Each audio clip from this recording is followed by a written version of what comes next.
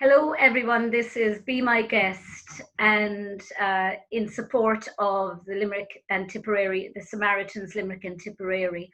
And my very special guest today on the show is a celebrity. He's a real doggone celebrity, and he's the firefighting chef on TV3's regular show. Paul Knapp, originally from London, now living in Limerick. Hi, Paul. Hiya, Mary, how's things? I'm grand, sure, grand. I'll be slow with all the movements and I'll talk really slowly, which is a first for me because I don't normally talk slowly. I normally talk 100 miles an hour. But I know with Zoom and internet that when we move, we're so. Yeah, no. You look fine from this end anyway, Paul. I thought you were going to turn up in the uniform because there was a few women really waiting to see you. They love firemen.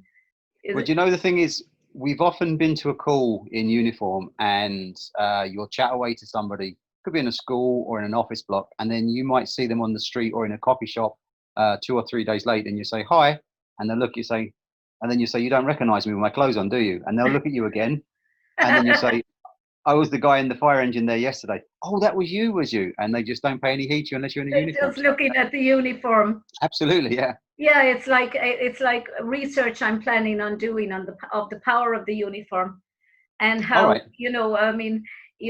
my research was always was on Nazism, and that my doctorate, and you look at the uniform and the power and how it makes people who wear it and people who look at somebody in it see them differently or see themselves differently when they put the uniform on. Do you feel a sense of power when you wear the uniform? I left school at an early age and I trained as a chef and then I joined the fire service. I've only ever worn what might be deemed to be a uniform. Feel a sense of power.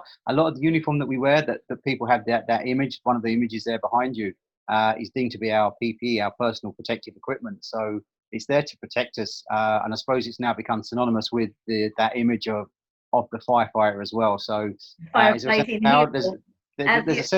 There's a sense of protection when you put it on.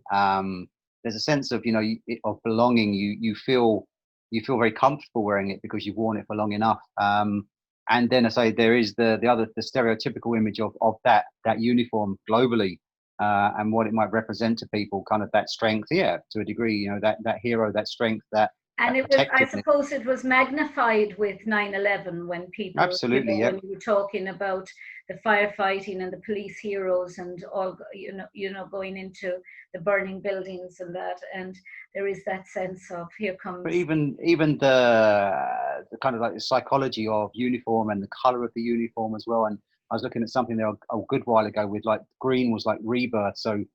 And also, as I say, look, the paramedics in this country would wear, as the UK would wear a green uniform. Blue was kind of seen to be kind of more from a security point of view and from a strength point of view. Yeah. And you look at what colours kind of symbolise and stuff like that, So yeah, even that's interesting, the colour that we wear and stuff. But yeah, I just see it as it's my uniform. It stinks most of the time, and you just chuck it on, and everyone seems to love it and says, "Oh, can you bring a uniform?" So sometimes I feel a little bit inadequate. You know what I mean? I could just say, "Well, there's a uniform. You try it on." I'll bring the uniform. I'll stay at home. Exactly. Yeah. I'll leave you the uniform. Exactly. But come here, Paul. How did you get involved? We'll talk about the cookery side of your background in a minute. You are a firefighter, but Be My Guest is associated with the Samaritans, Limerick and Tipperary, and I thought it was poignant last night. Lord rest him. Elvis's grandson, 27 years of age, apparently shot himself to death. A very quiet, apparently very private person who didn't really hog the limelight, and naturally his family are grief-stricken. His mother died yesterday, and or it's pronounced as being a suicide by gunshot, and it's just, he was the living incarnation of Elvis, and it just seems so tragic, and it just seems an all too regular occurrence nowadays.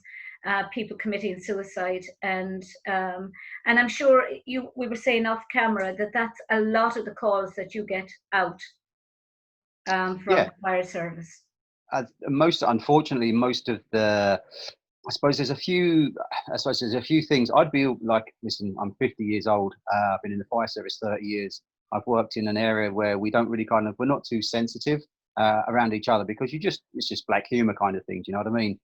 So I'd always be kind of very, I suppose, not outspoken, but you'd always kind of just say it as it is. I suppose first off, with regards to suicide, which we do have in Limerick, we have it in every county across Ireland, unfortunately. We no longer commit suicide because it was decriminalised in, I think, Yeah. 92. So what we're trying to do is by breaking stigmas and taboos and the words that we use around suicide. So first of all, to commit suicide, we can't commit it anymore because it's no longer a crime. Right. So therefore, it's a death by suicide, or they ended their life by suicide, or they took their own life. So obviously, as you saying there about Elvis's grandson, I'd be a huge, as you can probably tell from Elvis, I was a huge Elvis fan growing up, still am. And I remember I can see the similarities. yeah, I wish. August the 16th, 1977, I was in a caravan down on the southeast coast of the UK, and I remember the radio saying Elvis had died. I ran down to the bar because we were left in the caravan. And the parents. I was passing Limerick prison when my father ran down to tell me. So everyone remembers where they were when the king died, and to hear that his grandson has passed away. But yeah, the fire service would see an increase in sort of like kind of suicide-related deaths, unfortunately, probably more so than fire deaths, because we have kind of like the Fire Services Act, which says, new buildings have smoke alarms and things like that, which are early warning devices for something that can start out quite small, that can end up quite serious. We have protective measures built into cars now, so you have a Bluetooth, you can't be on the telephone, you wear a seatbelt, you have airbags. So we've put preventative measures into mechanical machines and into the houses that we live in to alert us to danger. But with humans, we don't have that. We do, because some people said, I always thought there was something. But what it all comes down to at the end of the day is opening this and ask the question. Ask the question, are you okay? And if you get, actually, I'm grand, you either believe that they're grand, or you think, hold up, there's something not right. And if you think there's something that isn't right, then just ask that question. And that's what I'm involved with a program called Assist, which is the HSE's suicide intervention workshop. It's 2 days, it's free. You can go onto the National Office of Suicide Prevention. I'm sure hopefully you might put the link up for that, where people can sign up to do a 2-day course. And what it does, it gives people the skills and the tools to put into a toolbox that they can ask that question, give them the confidence to ask. Because people always say, what if I say the wrong thing? You can never say the wrong thing. But more importantly, if you have that itch, then scratch it. If you believe someone to be in such a position and that vulnerable, then ask that question. And there's obviously like things that flagged, there could be signs, there could be invitations that get thrown out, people get withdrawn, people become euphoric. It affects anybody and everybody, everywhere, from any class, any job, any age, any profession. So yes, but unfortunately what you get is you also get this ripple effect. You get someone like Robin Williams, Elvis's son, where those ripples are global. Whereas if Mary Ellen in the parish of wherever it be ends her life by suicide, because of the stigma and taboo that can be attached to it, we don't normally hear of it. We just hear, and I like to watch people, and obviously, how are you? I'm great, thanks. And then, how are you? Did you hear about Mary? No. Out the side of your mouth, no, or no. It's terrible. It's spoken like that. Yeah. And we should be very open about it. I think the more open we are about it, and try and break those stigmas and those taboos, and hence it's another form of illness. And I think we have another show called You Cannot Be Serious, and we were talking the other night about the highs and low points of our lives. And one of our colleagues, who I've known all my life outside of here, just happened to mention that the lowest point was when he tried to take his own life. And it numbed us into shock, really, because you could see the visible shock in our face. And it was profoundly brave of him to have brought the subject up. And it's amazing the ripple that it started, because then straight away one of our other colleagues, Nick Rabbits from the Limerick Leader, started talking about his experiences and Dirk decline. And then I started talking about my experiences after my parents died. And we all had different reasons for feeling at a point where we thought we couldn't go on. And and it was just, every one of them felt, and I felt, that it was like a weight off your shoulders just talking about it. Absolutely, With yeah. people who knew, because it isn't a crime, it isn't a sin to be down, to be depressed. Nope. I mean, there are different levels of depression, aren't there?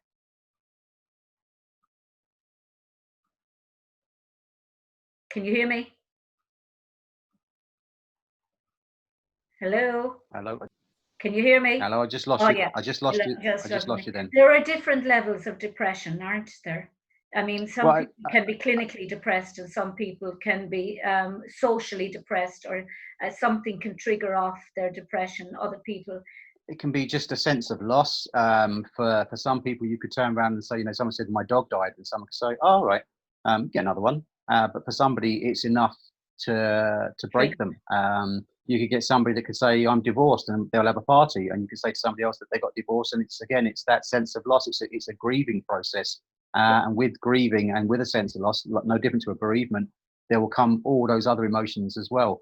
So there can be anger, there can be happiness, there can be whatever it is. So if it was clear cut, it would be easy to cure. The fact that it can be from any event, by anybody, from anywhere, from any class, any society, from you can have all the money in the world, like Elvis Presley's grandson, to someone that's living on the street. At the end of the day, they have a pain, and the only out that they can see is to end their life. and And you know, sometimes the thing about him is, when you look back on photographs and you look back on videos of him, the only time you ever really saw him was at Elvis's. There were a commemoration there recently with his mother and his grandmother and his sister. And looking back on it, even at the time, I thought to myself, the guy looked um, distant. He looked like he didn't want to be there. He didn't want to be in the public. And when you look at photographs of him now and they're all smiling, he's the one that looks as if he's detached in some way. But it's easy in hindsight to look at these things and say, absolutely, yeah. oh, I saw that, or oh God, that was a trigger. I should have seen that. Yeah. But it's And to see it at the time. I suppose for myself, life is teaching me every single day. And what I like to do now is I like to get into bed at night, and I have this metaphoric blackboard in my head. And there's certain things that will always be on there that I can't change. That's just part of me, or things that I would have to do: pay the mortgage, pay the bills, all these bits and pieces. There's also things on there. It's like my regret side of my little whiteboard or my blackboard. And if I can have that wiped clean at the end of every day, I will live a life with no regret. Because if I hadn't turned around to help that person, if I hadn't turned around to say to somebody, you look really good today, you look really happy today, or whatever it is, as long as I can do that, if I keep doing that, then what will happen is those series of one days become a week, they become a month, they become a year, and then ultimately they'll become my life. And every day I can wake up and say, and I have no regrets from the day before. But to do that, there's also an element of you have to speak truthfully. And I think this is where we've got this language of, sometimes it's lies. How's things? I'm grand. Oh, yeah, no, not really. But we're not going to tell you that, because I'm a man. I'm strong. I'm tough. I wear a uniform. Do you know what I mean? I'm like impervious to all the badness in the world and all the stuff that you see. You're not. You know what I mean? Big boys do cry. Believe me. But I think that and bottling it up is just not good either, because it just eats away at you. Oh, absolutely, yeah. But if we can turn around at the end of the day and say to ourselves, do you know something? I have no regret from today. And then when you wake up in the morning, you actually wake up with an empty bag. Because I always liken it to, and I've taught the assist program to the Gardaí up in Templemore College, and to members of the public in Limerick City, Tipperary and Clare. It's like carrying a bag. You go to Dunn's, you go to Tesco, you go to whatever supermarket it is, and you start putting stuff into your bag. And there's only so much of it you can carry before you get tired and have to put it down. But with us, we constantly fill our bags with stuff that we bought, that's happened to us, or that we've taken on ourselves. And that stuff will tire us, and it will affect us. And this is where it affects you. So sometimes I just say to people, just empty your bag, just literally tip it out on the table. That's an amazing metaphor. And it might not make any sense to you, but to me, it makes huge amounts of sense. And sometimes I'm not looking for you to fix me. I'm not looking for you to solve my problems. I just need to empty my bag. And sometimes all I'm trying to do is go to bed every night and tip my bag out and have it empty. That way, at least I can wake up in the morning, because it's always going to be as I'd call it, excuse my language, always going to be crap in your life. Do you know what I mean? It's what you do with it. Do you suppress it and keep it down, or do you just turn around and let it pop up and say, there you are, float on by? I can't change certain things that have happened, but I can just sit there and say, you know what, it's part of me. It's part of the imperfectness. Can't change what's happened, but you can change how you react to it. Absolutely, yeah, and that's something that, listen, I'm learning as I go on. Don't get me wrong. There's good days and bad days, but obviously, yeah, you learn. You're constantly learning. You're always learning about yourself, and I think you're going to learn about yourself until the day you die. And ultimately, if I live my life the way that I intend to and the way that I'm going, I always say that when your man comes to me and says you've got 5 minutes left, how was it? I say it was brilliant. Can I have another 10 more minutes, please? Because it's about living it and enjoying it. It's not a dress rehearsal. So go out there and be polite, be courteous, but also if you see something, just open your mouth. But again, we're used to speaking, I think, as I call it, a language of lies. We're not used to being truthful to each other. I think if we probably take that chance, if we even have an inkling that somebody is in any way in danger of harming themselves, or just needs somebody to talk to, I suppose the worst somebody can tell you is go away. Yeah. But at least. But normally people won't. But the biggest problem is not necessarily that I found it. The biggest problem isn't not normally the person that's in trouble. It's normally the person that's talking to them. It's like the me's and you's, because we think, oh my God, if they say that they want to end their life, what do I do? And the way I keep saying to people is, if they're breathing, they're still here. So there's always hope. And if they're telling you that they want to end their lives, they really want you to help them. Absolutely. And the fact is, people say, I can't help you. Absolutely. They'll turn around and they say, I can't help you. I'm not a psychiatrist. You need to speak to whoever it is. And yes, you may need to seek professional help. Sometimes you just need to speak to a friend. And they're not looking for help. They're just looking to literally unload, just de-stress a little bit, just like pop the cork, just let some of it out. Absolutely.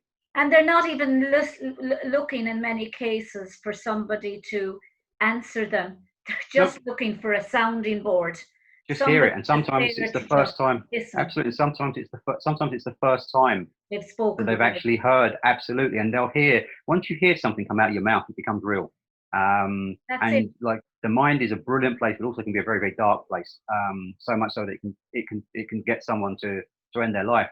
But also as well, with the likes of the assist course, you can be there, and you can get someone to change their mindset from a very dark place, from wanting to end their life, to actually turning around and saying, I want to live. And that's really powerful. It's a really powerful shift to see someone say, I want to live, in comparison to an hour ago saying, I actually want to die.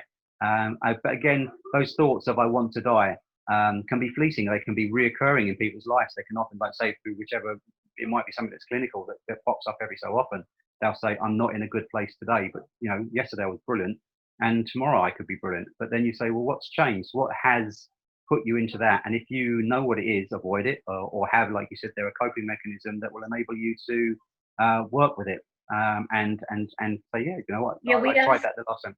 We asked Stephen, for instance, what was it that actually that keeps him well now, that he has never ever felt that way since. And he said he always keeps himself busy, and when he feels down, he does a course or something. And I think I'm a perennial a course taker. I mean, I'm just constantly doing things and constantly going. I'm hyper at the best of times, always have to be busy doing something. And I think, the important thing is to keep active, to do something that you enjoy doing, and go to bed exhausted at night, because when you're exhausted, there isn't that downtime to actually be thinking about all the things that have gone wrong. And hope is the most important thing. I'm a huge fan of hope and faith. Hope and faith. Yeah, absolutely. I want the best for everybody in the world. But on a couple of those things like that, I think that there's the danger.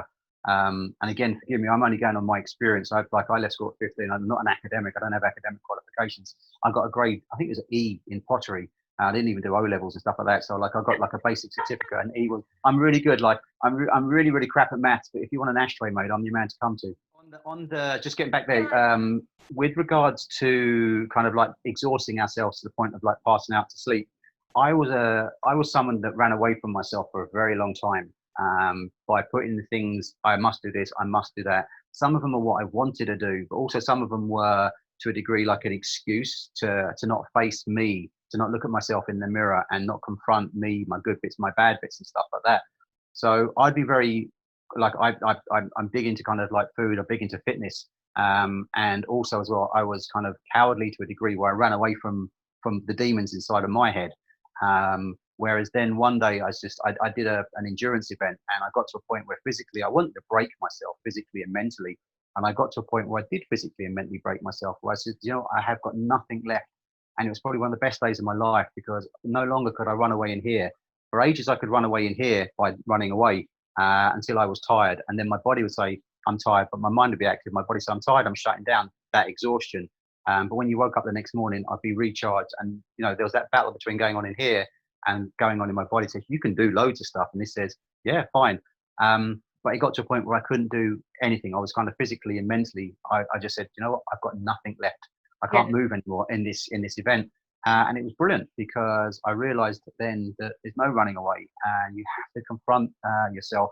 And it's to face those things that affect you, and then to open your mouth. And again, the biggest thing, and I'll say it to anybody that's watching, sometimes when people talk to you, they're not looking to be fixed. They're just looking for open and just get it out of here. And if someone does talk to you, don't be afraid, because all they wouldn't have done it if they didn't trust you. They wouldn't have done it if they didn't need to. And sometimes you tell a complete stranger. Oh, absolutely. And sometimes much easier. Somebody's sitting opposite you inside in the tea shop, a tea room or whatever. And find it's just to actually vocalize. It's just to actually, as you said, hear yourself saying the words. And once you've said them, not to judge, and never judge anybody as well, because you don't know, you don't know the pain they're going through. You don't know how they feel. And again, someone could turn around and say, my dog's passed away. As I said, like, use that as a euphemism or an analogy or whatever it is. Just the tip of the iceberg. Somebody else that loves animals, absolutely, for animals, they could say, oh, that's really sad, I lost my dog as well. And what we have to remember, if someone is talking to you that is at risk, this isn't about me, the person that's listening. This is about listening to the person that's actually talking. And sometimes we're really bad to listen, because, oh, that sounds really bad. Did I tell you a time I lost my dog? And what you've done is you've just closed down that avenue for that person to speak. So again, it's about listening, and sometimes it's about keeping this shut. Silence is brilliant, because if there is silence, people don't like it. So we start to fill that void with chatter. And sometimes it starts out as an icebreaker. My dog passed away.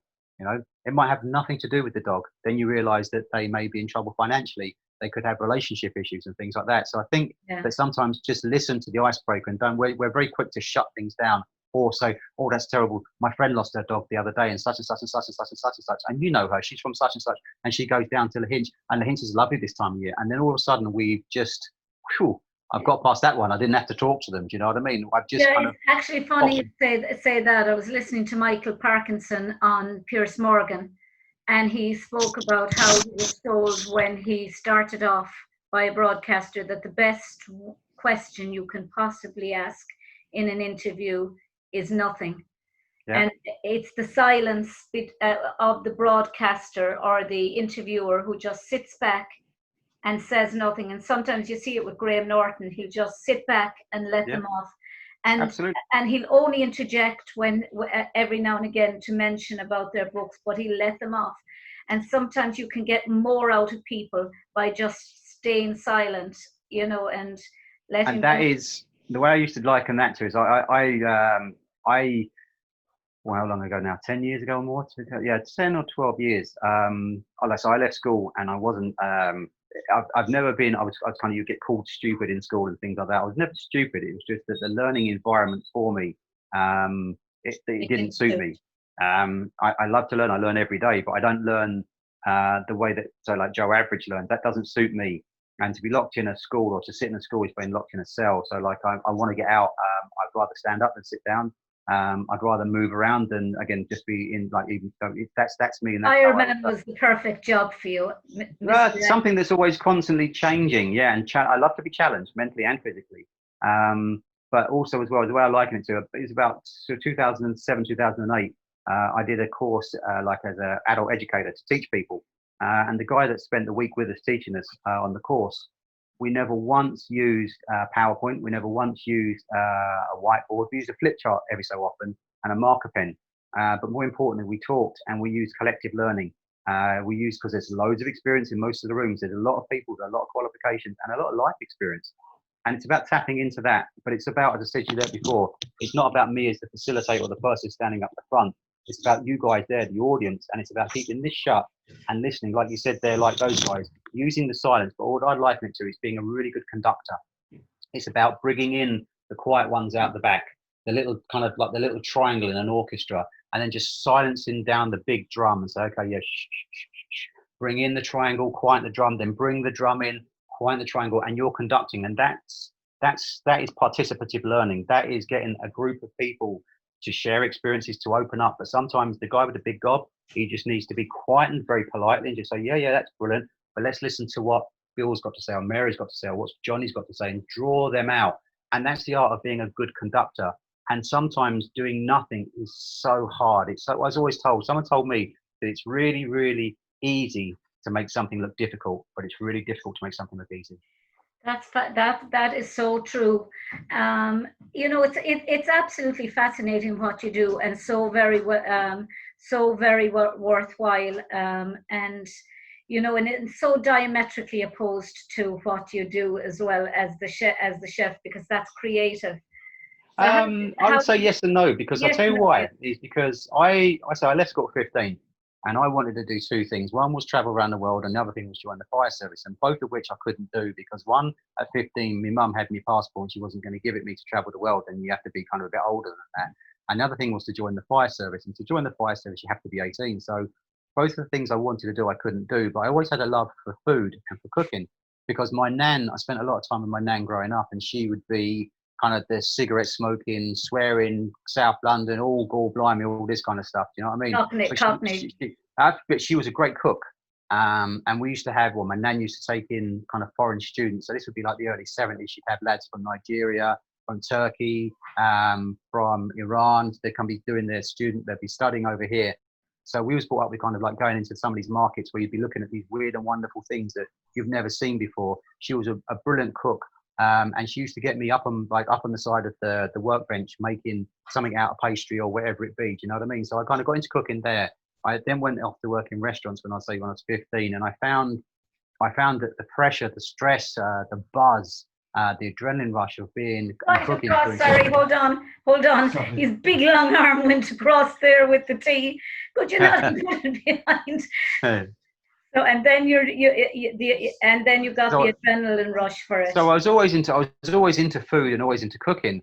So I trained as a chef. I got my papers, so I was qualified, and then I got the opportunity to then work abroad and travel abroad and hitchhike. So I kind of hitchhiked around Europe for 6 months. I lived in a tent for 6 months, and I was traveling around to go to some of the greatest European cities that there was, living on a budget of about £1 or £2 a day. So you had the choice of, you know, you can have like a loaf of bread and some cheese, or you can have some wine. So we went wine for 2 days and food for 1 day. So it's kind of like a 2-day, 1 day diet. It's probably really kind of the diet you want to do these days. But it was like you're 18 years old, you're living in a tent, you're getting to see some of the most amazing sights in Europe, and you're hitchhiking, and you're actually alive. And there was a time we was in just outside of Barcelona, and there was probably about 10 or 12 of us. Every night we'd meet up. So like it would be, you'd go and, with your budget, your £2, you'd go and get the bread. Someone else would go and get some more bread. Someone gets some cheese. I'd go and get some salami or some sausages or whatever it was. Someone else would get some wine and some beer. And we'd all put together the food in the middle of the table, or actually we sat on the floor in the campsite, and we'd all put everything in. It was this kind of like cooperative and this collaborative of us eating food. And I'd be chatting away to a guy from Germany that spoke English, that would then be speaking to the guy who was from France, that didn't speak any French, but they both spoke German. So then we'd have this kind of like this United Nations of people with the world, at their feet, ready to go into the big, wonderful world that was, all talking different languages, but we had one common language, and that was food. And food brings us together, and it always has done. We've sat around tables. We've always done, we've sat around, and again, you say that it's diverse. It isn't diametrically opposed in any way, shape, or form, because it brings us together, and then this opens and we start to talk. And if you think you think about like growing up as a kid, sitting around the kitchen table, we all sat around there. We told our parents the good bits, the bad bits, the happy days, the sad days, the marriage, divorce, deaths, the births of children. All happens around a cup of tea and around the kitchen table. So food brings us together, and it's again using that as a medium. So as I got into this, I use food and the power of food, because at the end of the day, it can cure you or it can kill you. So, because if we have an unhealthy diet, at the end of the day, that's something that can be a contributory factor to coronary heart disease. My dad died of coronary heart disease. His mum, my grandmother, died of coronary heart disease. Both died age 60, very, very young, very premature. From, and it was basically lifestyle. So we are killing ourselves sometimes with what we eat. So food is really important, and nature's given us a lot of things there to help us and to keep us going. And you don't have to use kind of like chemical intervention, because you can use what's out there naturally. So food is brilliant, and I love the power of what it can do. So it brings us together. And again, as I said there, it speaks all languages. Do you do the cooking in the? I can visualize you inside Limerick fire station. It's only a minute from my house. I live in Mulgrave Street. So once we're socially, once the social distancing is gone, you're more than welcome to come up for a cup of tea. Yeah, thank you. I'll wear the uniform. I live in St. Lawrence Park, just up the road from you. Yeah. But what was I going to say? Do you do the cooking inside in the fire station? Have they got now doing it since you've become a famous chef on TV? No. I would cook. I have cooked. We was up in the Marketsfield, because they've moved half the fire station up to the Marketsfield they've declustered the station with social distancing. So we're half of the. Yeah, we are. Yeah, so half the shift. There's 4 shifts, and each shift has been split into 2. So each half shift, should we call it, is now up at the Marketsfield. We do a 2-month tour up there, then we go back to Mulgrave Street. So that means that even the lads I'm working with for the last 20 years, we've been split. So some of us stay there, and then the other lads stay in the Mulgrave Street. And then 2 months after that, we'll go back to Mulgrave Street and vice versa. So I was cooking up in the Marketsfield. I was the vegetarian have gone plant-based, so I was cooking food for the lads. They kind of look at it like, Paul, can you repeat that again, because you froze completely? So like up at the Marketsfield, I was cooking. I used to cook for the kind of like when I first came, for the older guys, but it was still old school meat and potatoes, boiled of vegetables for about 4.5 days, and pan fry a piece of chicken for probably a good 4.5 hours to pan fry a chicken breast. And you kind of look at it and think maybe not. So up at the Marketsfield, so I was vegetarian. I'm on a plant-based diet, so I don't eat meat or dairy. So I was cooking food for the lads at the station up at the Marketsfield. All of which they were loving it. Now, in fairness, I always say, and the lads slag me for it, but they're animals, they'll eat anything. As long as it's put in front of them, and it's a huge amount. It's normally quantity and not quality in the fire service. So and in fairness to them, their palates have changed. They have got a lot better. So yeah, I was cooking up there. But also as well, there's other lads that love to cook, and again, it's the same thing. Let everybody share their passion, and if it's cooking, brilliant. If more people cook, the better. And that's what I like to a degree, is what's happened, with the fact that yes, we've been locked down, but there's a lot of people cooking, and you could see that from the supermarkets. Yeah, there was panic buy as well, but don't get me wrong. You should start a course. You should start running a course within the fire service for the men inside there, to teach them how to cook. There's actually some really good cooks. There's some actually really good cooks. And I always say about a cook and a chef, like the only difference between a cook and a chef is a piece of paper.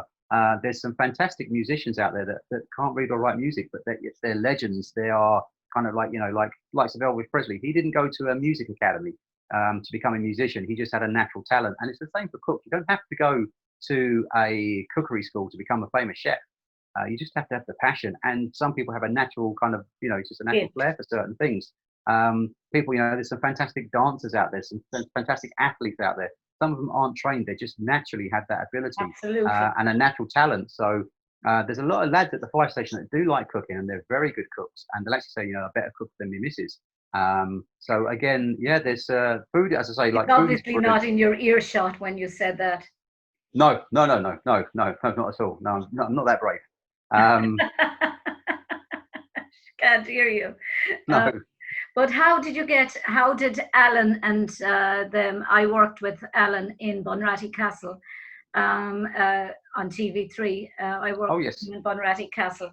How did they come to you and approach you? I know there's a fireman chef in the UK, isn't there?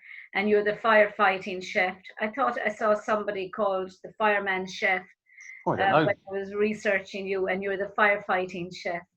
Yeah, listen, I suppose one thing is like I look at some podcasts to certain things, and you listen to people's say their podcasts and certain things. You know, actually, certain things resonate with me. And there was a guy, and he was talking about he teaches kind of people. Simon Sinek was his name. That was it. And he was talking about authenticity.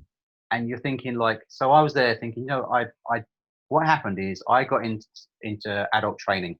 And then I started to teach people how I would learn, which was normally by smiling and asking you, well, what would you do? You know, but sometimes we wanted the person, the lecturer, to tell the student that's what you have to do. And I'd always be of the case of, well, just listen, there's a toolbox. Pick whichever one you want out of the toolbox, because if you use any one of them, they're correct. I might use a different one to you, but you use what sits well with you and what you're comfortable to use. And I use that as that's how I started teaching people. So I taught people for 10 years in kind of like safety kind of training courses. And I just used who I was, and normally humor and laugh. And after about 5 minutes, I get bored. So look, oh, there's a fly.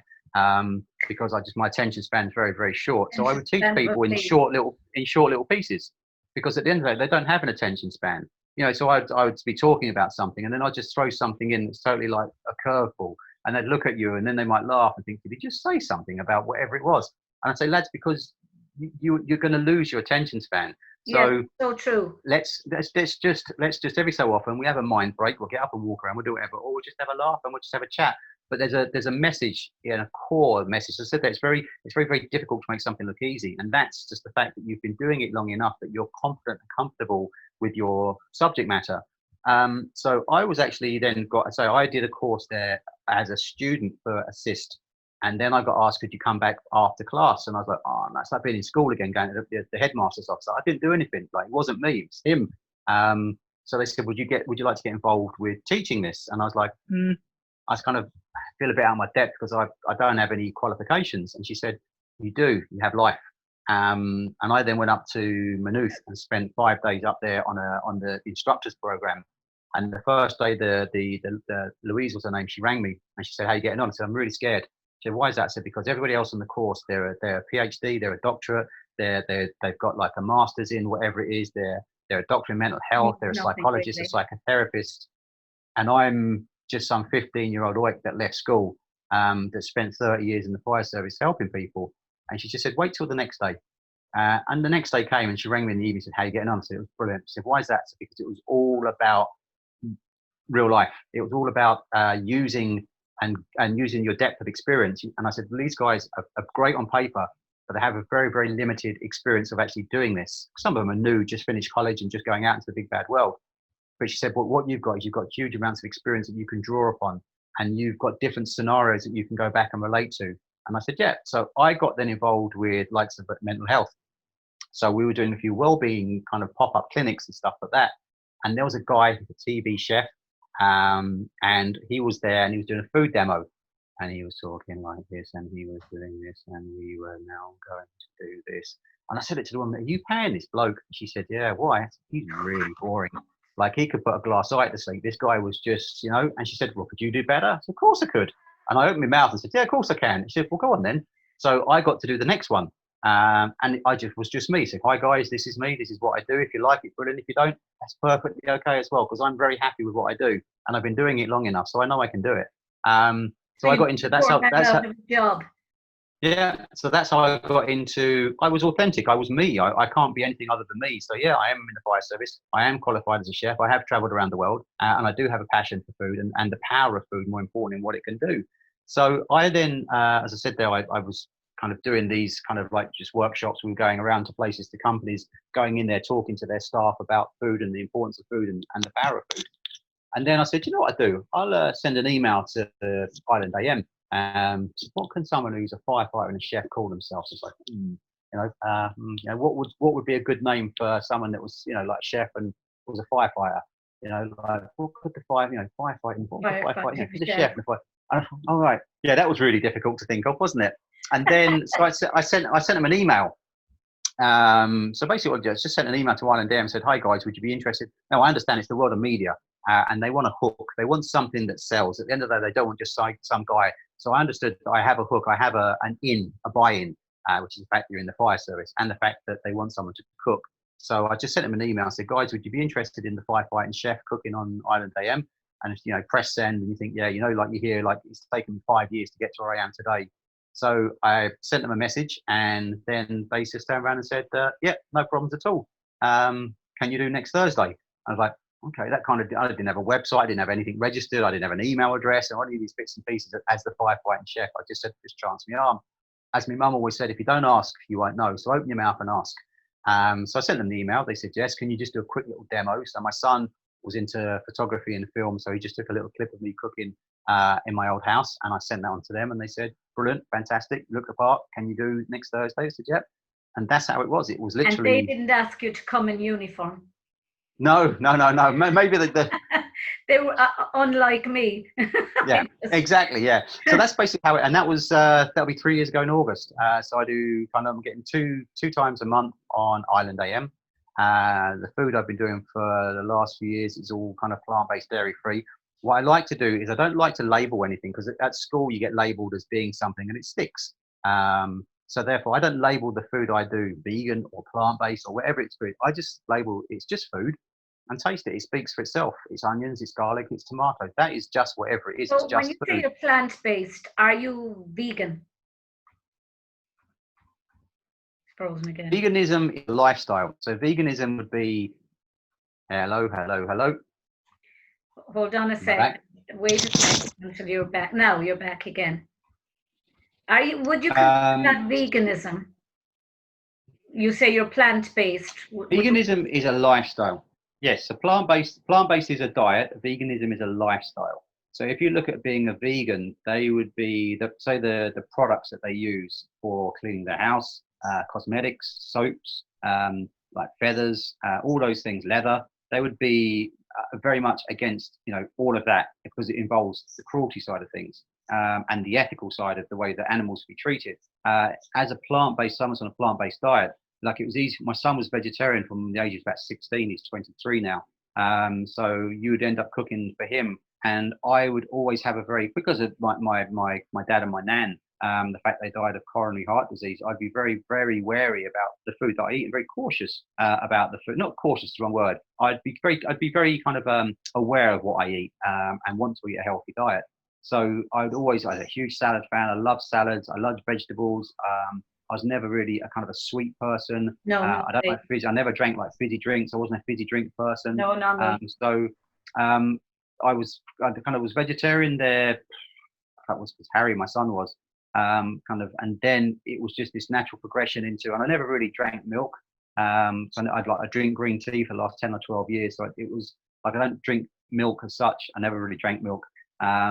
So to transfer to a plant-based diet was really, really easy for me, because 90% of what I was eating was plant-based anyway, because there's a load of fruit, loads of salad, loads of vegetables and stuff like that. So the difference between, say, plant-based and vegan, as I said, a vegan has a lifestyle. It's the clothes that they would wear, it's the products that they have in their house, the cosmetics that they would use, the shampoo that hasn't been tested on animals.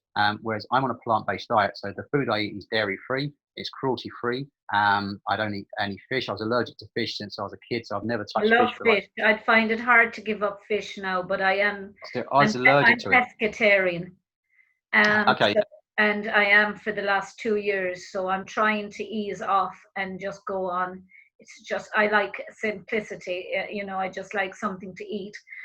When I'm hungry, I'm not into food as such. If I'm hungry, I want it, and I want it quick, but I want it healthy. So vegetables, I love veg, and I love mashed potato. I love potato and veg. And if that's all, but I'm conscious you have to have protein. And I know you get them from kidney beans, and you can get them from cannelloni. Oh, absolutely, yeah. Things like that. And this is always this kind of the stigma. People say, like, if you're on a vegan diet or on a plant-based diet, where do you get your protein from? I say, well, same place as you, from the food that I eat. And I said, well, you don't get enough. And you say, well, what is enough? If you're going to spout off to me the fact that you need to have X amount of grams for protein, and you turn around and say it's something like about 52 or 54 grams of protein for a man, about 48 for a woman, per day as part of your 2,000 calories as part of X amount of percentage of fats. No one lives their life like that. But if you can turn around and say that you eat a well-balanced diet in accordance to your lifestyle, so if you're going out running every day, or you're going to the gym every day, or you're a very physical job, and that requires a lot of fuel in the engine. So at the end of the day, we are just a machine, and we need to fuel it correctly. We need to fuel it in accordance to how far we're going to drive for the day.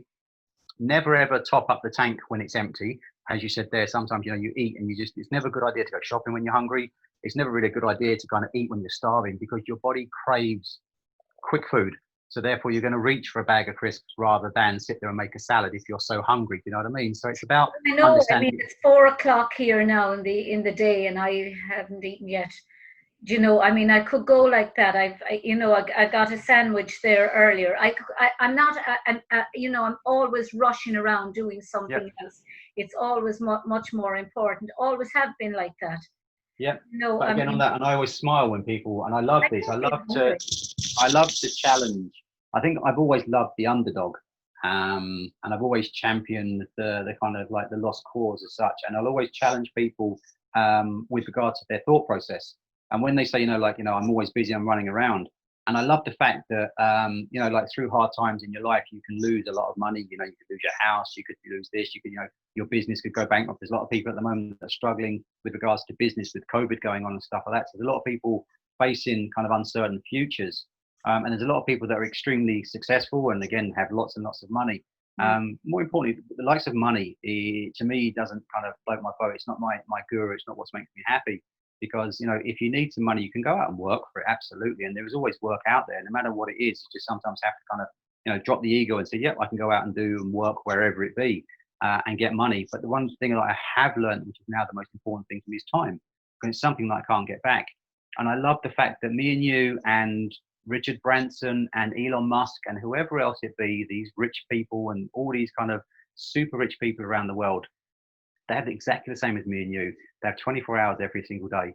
And it's more important is what we do with that, and not to try and, I suppose, is to try and say, I want to be like that person. Yes, some people do, but all I say is just be happy, because don't put yourself under huge amounts of pressure and stress that you don't, try, if you're going to attain something, attain it within the realms of where you can be at that time. Don't try and turn around and say, tomorrow morning I want to be a multi-millionaire. It's not going to happen. You'll end up kind of feeling deflated because you didn't make £1 million at the end of the day. So I always try and say, yes, climb, but climb responsibly. Climb in accordance to, as you grow. But that time thing, when people say, I don't have enough time to cook, and you say, you do. But sometimes I'll always say, this is where we lie to ourselves. Sometimes if we don't like cooking, so I don't like cooking and I don't want to cook, that's fine. But be open and be honest about it. Do you know what I mean? Whereas we turn around and say, well, people turn around rather than say, listen, I'm a crap cook and I hate food. Oh, I hate cooking, should I say? We all love food and we all eat because we're all still here. If it was handed up to me, I'd love it. There you are then, see? Yeah, that's it. All you do is come round to the fire station and we'll just knock up something for you and you'll be happy days. So tempting, Tom. Exactly, I have to say, one of the guys here in the station, my colleague, he's really into cooking in a big way. So he's great. I wish I was like him. But I think again, it's like anything, is that pick something that you like. I used to love. I want to say to people, like, your food memory. Pasta. Yeah, so I always say to people, what's your death row meal? If you had one meal, if you could have a choice and say, like, for my last dinner or my most favorite food, what would it be? And I always ask people, what would it be? And it doesn't have to be answered now, but it's to get people to think about what would it be. And for a lot of people, it isn't necessarily, like a fancy restaurant meal. It'd be like my grandmother's, bacon and cabbage, or it'd be a pie, or it'd be an apple crumble with custard, or an apple pie with something else, or whatever it is.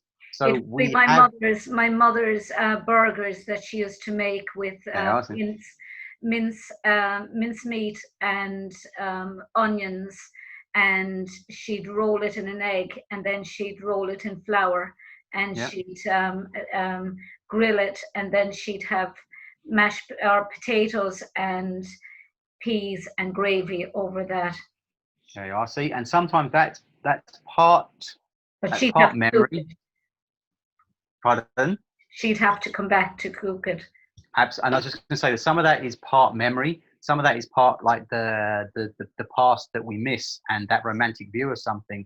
And some part of it is that it was, it was good food, but it was cooked by someone special that's not here anymore. So there's a lot of food memories, or memories that are associated to food and certain food, and we will cook that because of I suppose what it means to us. You know what I mean? So we'll keep certain foods alive, or certain dishes alive, or certain traditions alive, because it keeps that person alive. And there's always going to be that person, no matter what you say or what anyone says. There's always going to be a part of that somebody that's in you. You may be searching, to see them again or whatever it is, which again, unfortunately, is impossible. But what we'll always do is that they're always in you. They live within you because they're a part of who you are, and they brought you up with certain values and certain traditions and certain foods and certain recipes. And we can still keep those memories alive. But it will never taste just like it used to taste, like my nan used to make, because my nan's not making it. You know what I mean? So, but I can still bring that up. But like, I remember my son and my daughter. I remember my son wouldn't eat potatoes. So when we first moved over here, we went to one of his uncle's houses, and they dug up some potatoes from the ground, and they were then kind of like new potatoes, put them into a bucket, cooked them, and he loved these dig up spuds, as he called them, because he had dug them up. So all we did then is just kept going to Dunn stores and filling up the bucket with potatoes, and every single day he had dig up spuds. Now, we had dig up spuds for probably about 5 years before we kind of broke the news to him that these weren't the same that we got 5 years ago, that we just kept topping the bucket up. Psychological idea. Absolutely, yeah. And then Paul, what I love, and it sounds pathetic really, but spam. Yeah. The tin nothing spam. Absolutely, You can't get it anywhere, but it just, when I actually went vegetarian, the only thing I really missed were, say, my mother's cooking, but spam. Because and even the thoughts of it now, because it brings me back to my childhood in England, in Wembley, and the summer days, and Nana would cook, or she'd do a salad, and she'd bring it out in the garden on picnic tables, and all the children, my cousins Derwin and Gavin, would be out there with me, and she'd make a lovely salad she used to do the radishes. She used to grow her own radishes and make her own pickled onions and scallions and Branston pickle and all the things that are typically English that my mother would turn her nose up in, but my dad was English as well, and he loved. They're all the things I love: beetroot, pickled onions, Branston pickle, spam, because it reminds me of my grandmother. And absolutely, Wembley, and it tastes like Wembley. And that's what I say. Food is memory. Food is fashion as well. Certain things come and go. People, if they are, kind of like these big TV chefs and stuff like that, can almost influence a food trend or a food fad. But most importantly, with regards to food, is if it's healthy, if it's nutritious, if it's well balanced, in according to your lifestyle. So again, if you were into kind of, you've gone back to doing something that's quite physical, your body needs carbohydrate.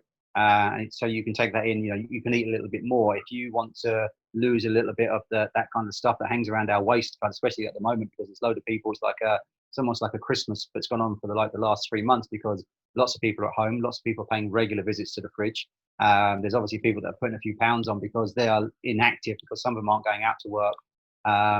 So again, as long as what you eat is healthy, it's nutritious, it's well balanced, in accordance to the lifestyle that you live. Because me and you could eat the same thing every single day, and you might lose weight and I might put weight on. So we're all have predispositions. So again, it's about finding that right balance for you. And that's one of the key things, be it mental health, be it food. And it's that balance. And I look at myself as a scale and trying to make sure that, some days you go that way, some days you go that way. And it's about trying to find balance. And the more you try and find balance, you will find it. And then some days when you do get that wobble and you're knocked off the balance, it's perfectly okay, because you'll find you get back up on that tightrope again and you'll balance. And just to say tightrope, I did that last year. It was something that I'm like, I should have been a clown really, because I love juggling.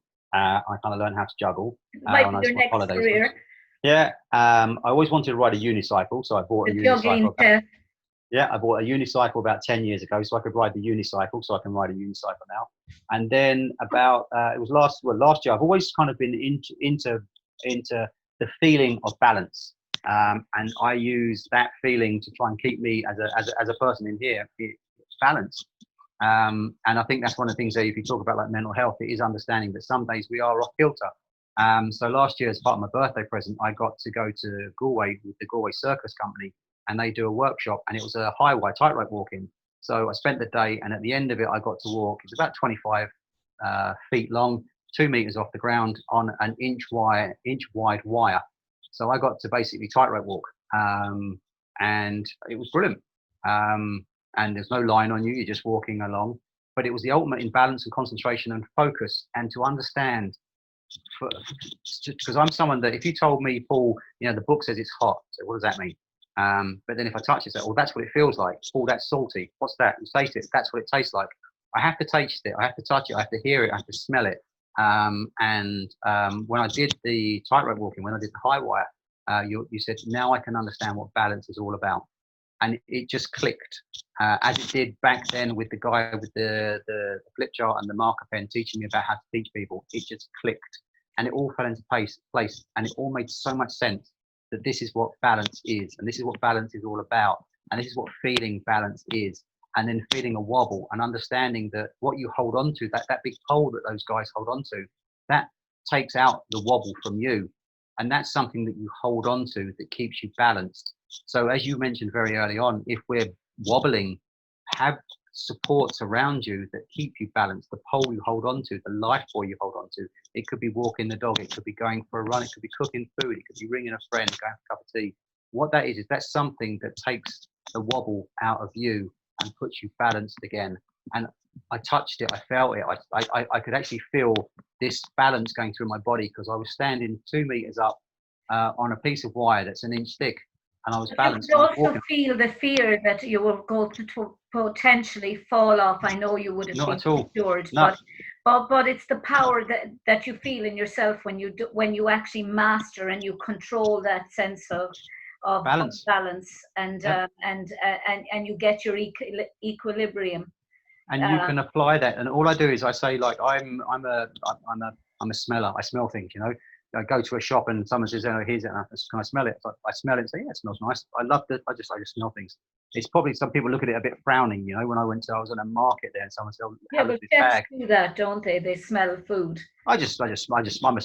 I don't smell people because that's kind of a bit socially that's a bit wrong. I mean, walking up to a stranger and saying, do you mind if I smell you? Maybe I was a dog in a previous life. I don't know. But it was dog. That. Yeah, absolutely. Yeah. But it was just the fact that you can retain, and it was just balancing. It was just really, really great to understand and to feel it. So I have to feel it to understand it. And it clicks then, and they say that's what that's about.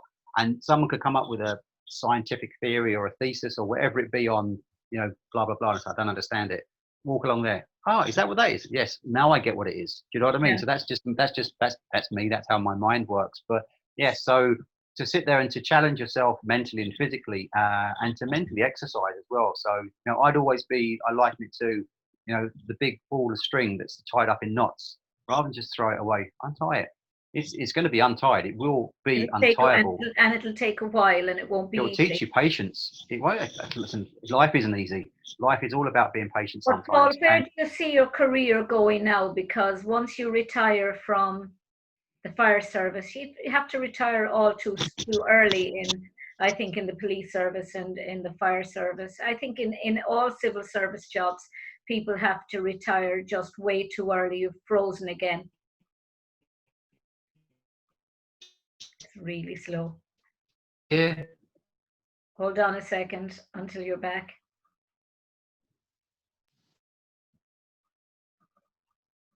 Hello. Hello?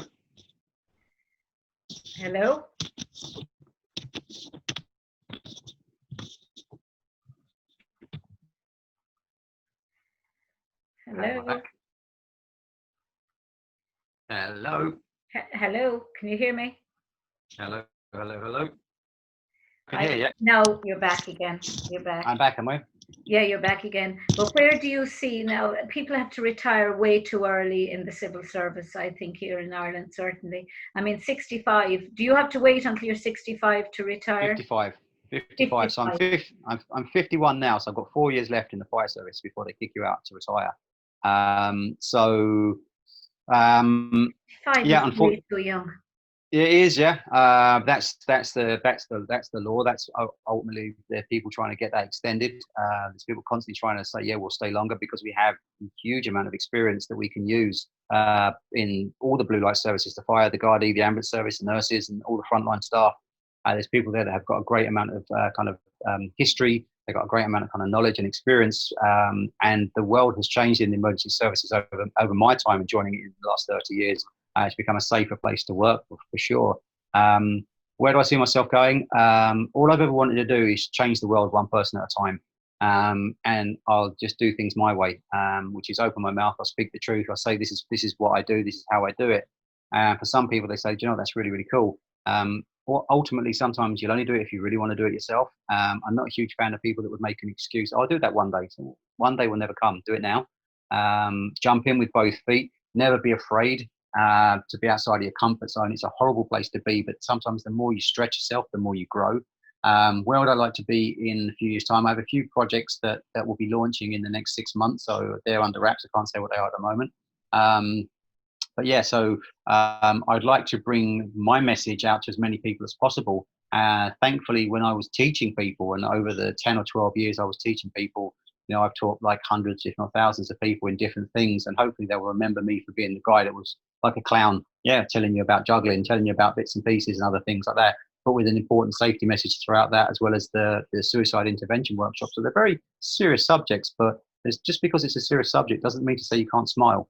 Where would I like to be in 5 years' time? You'll be the firefighting, juggling chef. Yeah, on this unicycle, tightrope walking. Cycle. Yeah, but no, listen. At the end of the day, I want to connect to people, and I'm very fortunate now that I have a way larger audience than I would ever have dreamt of by being on Island AM. So whatever their viewership is, a couple of 100,000 people in the morning watching this, watching you cook something. Whatever I try and cook, I try and have a healthy version of that, or make it as healthy as it can be. As ethical as it can be, something that's going to be not just good for me, but it's also going to be good for the planet that we live on as well, because you have to kind of be conscious about what we eat. If you want strawberries in December, they're not really coming from the back garden. We have lost that eating seasonally. We've lost that kind of eating locally as well. And there's a huge kind of trend now towards kind of like, they'll call them like the artisan people that are out there producing these food products and organic farmers. And if you go back to say like your grandmother's time and asked, what's an organic strawberry? She said, what? There's strawberries out the back, and if you went to her saying, can I have a strawberry in September, she'd say, don't be stupid, you're not going to get them until the summertime. So we ate in accordance to what was growing around us, and it's a kind of from a food point of view, there's a huge trend going back towards that. So what would I like to see myself in 5 years' time? I'd like to see myself still preaching my message of just be yourself, be the best you that you can be, and don't beat yourself up when it goes wrong, because it will always go wrong, but it'll always go right. There's more sunny days than there are rainy days, and I think it's just the power of trying to keep positive all the time. Sometimes it's quite difficult to do. Trust me, I've been there myself. And if there is a cloudy day, just remember that above that cloud is always the sun. The sun never goes away. It's just marred by the cloud. So just if it is a cloudy day, talk to somebody. That's so prophetic. That is so prophetic. That really is. And just as I say to you there, and put things in your life that would be deemed to be support, be it a friend, be it exercise, be it walking the dog. Don't run away from yourself, but have things that help you be you, that are you. Because at the end of the day, someone once said it to me, Paul, if you couldn't do all the things that you do, who would be left? Who is Paul Knapp? And it's a very deep question. Who is Paul Knapp? If you took away, like the fire service, the cooking, going on to the TV, if you took away all of those bits and pieces, who's actually left? Something else. Yeah, always. I've always wanted to be challenged. I class myself as someone like a jigsaw puzzle put together. Not that I do jigsaw puzzles, so I don't have the attention span, but I love putting things together. And then I love moving on to a new challenge. So I'm someone that always likes to be challenged. And me too. As I'm not an academic, it's never going to be like, I don't have any third level qualifications to my name. I've just got 45 or 35 years of work experience behind me as a chef and as a full-time firefighter, both 10 years in London and 20 years here. So I would have attended some of the major incidents in the UK, as well as obviously some of the kind of more serious events in Limerick here as well over the last 20 years. So, all of this, I'm very proud of being me. When I look in the mirror, I'm very happy with who looks back, but it's taken me a long time to get there. Well, on that point, Paul, thank you so very much for being my guest today. You're welcome. But It's been lovely. It's been lovely chatting to you. It really has. And yourself, and everybody else that's watching. Just keep safe, guys, please. We're nearly there. You too, you too. And this is Be My Guest with Mary Honan on lirmedia.tv. And the show is in support of the Samaritans, Limerick and Tipperary. And I'll put up all the information Paul gave of the courses that are coming up for people on mental health, as well as the numbers for the Samaritans, if anybody feels they need somebody to talk to. Thank you again, Paul. Thanks very much, Mary. All the best. Have a nice day. And yourself, guys. Cheers. Bye-bye. Bye. Can I swear now, can I? You can swear away. God bless. Bye-bye. Yeah, all the best, Mary. Bye-bye.